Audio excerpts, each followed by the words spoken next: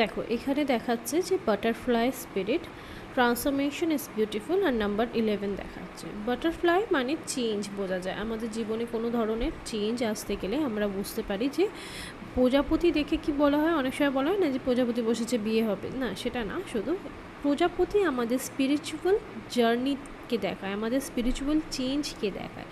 প্রজাপতি থেকে আমরা এটা শিখতে পারি যে আমাদের জীবনে অনেক ধরনের নতুন নতুন অপরচুনিটিস বা নতুন কিছু শুরু হওয়ার জায়গা।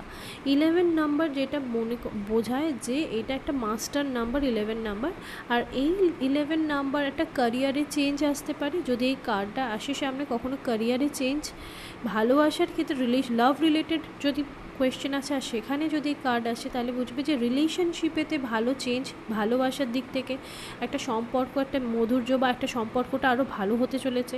ক্যারিয়ারেতে অনেক চেঞ্জ, হেলথ হিসেবে এলে পারে